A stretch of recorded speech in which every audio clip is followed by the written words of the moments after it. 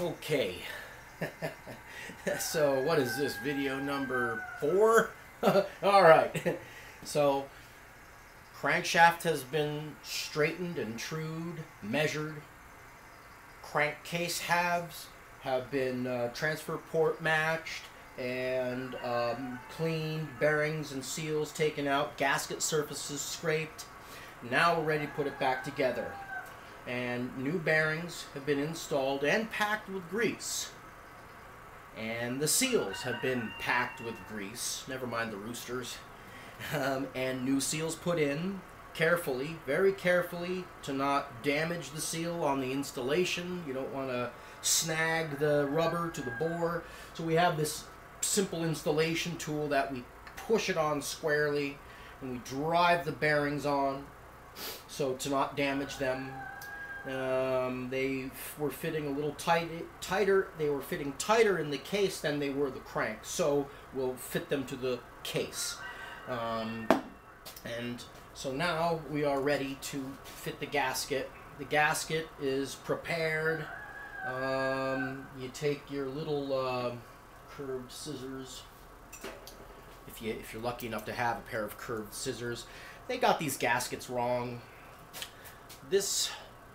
This hole right here has to be elongated. I don't know if you can see this, but it needs to be elongated right here where the bolt fouls. They didn't make them right, and they just continue to make them wrong. So that little alteration takes place.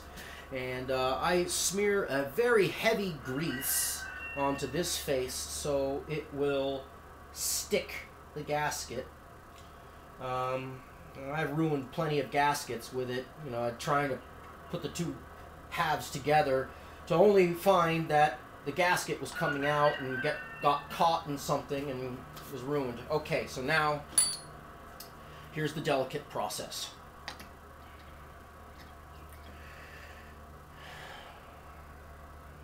We're going to fit this crank in very gently. We're going to feel our way in there. And we're going to pay close attention to the lip seal. We do not want lip seal. Oh, see, it just pushed right through without hanging up. And that, because I chamfered the crankshaft, that's the only reason why this went in like that without catching the lip seal and popping the spring out. I don't know how many times I've seen that when I take an engine apart. You should have a sharp edge on your crankshaft. You'll catch the lip seal every time. And, alright, so now gasket, checking that the gasket is just right. Now we're going to put the other half on. Now, so far I didn't have to really force it. But, here's a little trick that I mentioned to you before. I bring the crank pin all the way down, pretty much to bottom dead center, and then I take this simple piece of wood and tap it. There's the trick.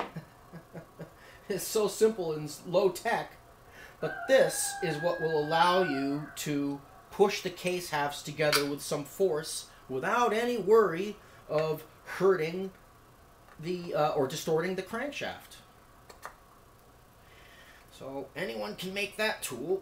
Alright, we are trying to feel our way in here, and it's a little tight. Okay, alright, it's starting to mess with the lip seal, so we have to be careful to not let the spring pop out. We're going to go in with a tool, not a sharp tool. This is a rounded screwdriver. It's not very sharp. We're going to tuck that lip seal, prevent it from popping the spring out. Yeah, it looks good. Get the electrical connectors out of there. They don't belong between the two crankcase halves. Give it a tap. Yep, it's going together.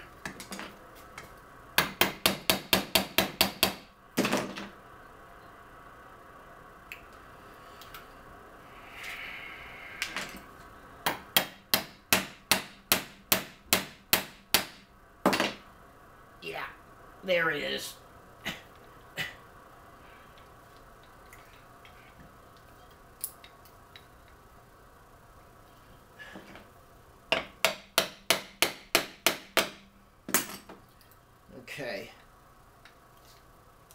So now the crankcase halves are together.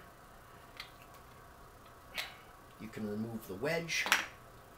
And now we'll just put the screws together, and you don't have to watch that. But I will put the screws together with Loctite. Also, these studs, when I fitted them, these are some studs, some cases are tapped coarse, some cases are tapped fine. This case was tapped fine, and when I was fitting the studs, I noticed they were kind of sloppy. So, Loctite. It's not always necessary, but in this case, it was necessary. So each engine is, kind of has its own little challenges, and usually these challenges can be met appropriately. So now we'll assemble it. All the major engine screws that hold the case together will be Loctited in. So the idea is to not only have enhanced performance with these engines, but reliability is really the most important thing, because there's nothing worse than having to redo things. It's a big waste of time. So the rest of the assembly is pretty much it's not really that critical. I don't think you guys need to see that. It's just the fussy little keys and stuff like that that are pretty straightforward. So, alright. Cool. Thanks for watching. Bye-bye now.